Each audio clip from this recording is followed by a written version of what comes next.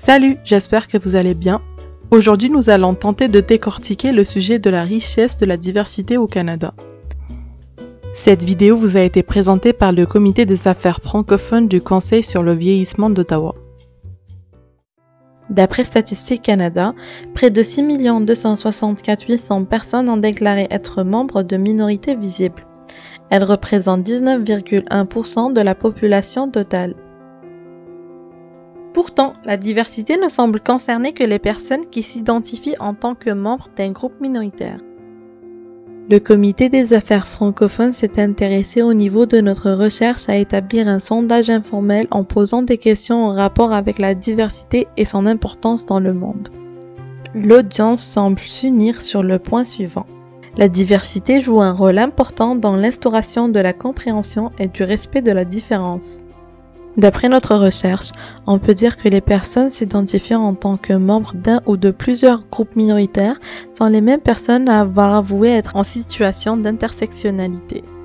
On définit l'intersectionnalité comme étant la situation dans laquelle des personnes subissent simultanément plusieurs formes de domination ou de discrimination qui constituent un système d'oppression. Autrement dit, les groupes minoritaires sont aussi des groupes discriminés particulièrement à cause de leurs différences. Cette différence peut se manifester au niveau racial, ethnique, religieux, linguistique, culturel, de genre, de l'orientation sexuelle, de la position sociale, etc.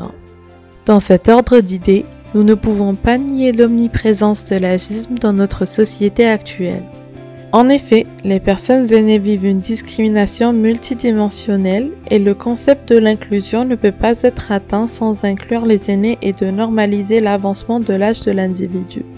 Il ne faut tout de même pas oublier que le concept de vieillir commence dès la naissance. Pourtant, nous avons tendance à relier ce processus biologique à l'aspect physique standardisé des personnes aînées et ceux-ci supportent leur exclusion sociale et favorisent leur isolement. La plupart des personnes s'identifiant comme étant différentes de la masse dominante sont les mêmes personnes qui avaient manifesté une insatisfaction par rapport à leur vie actuelle.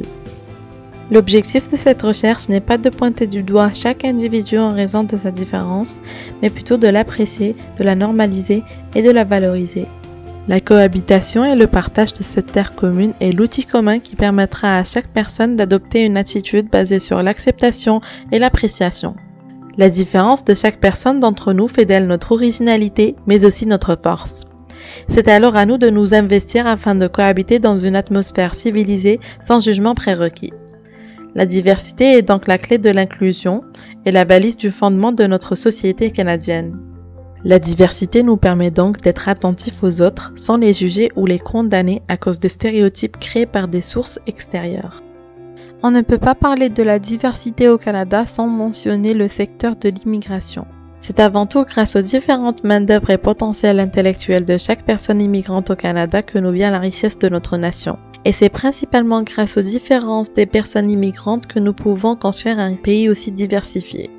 La diversité exige donc l'ajustement des services locaux aux besoins reliés aux particularités de chaque individu. Celles-ci peuvent être visibles ou invisibles. De ce fait, il est impératif que nous respections ces particularités en raison du fait que nous n'avons pas besoin d'être identiques pour vivre ensemble.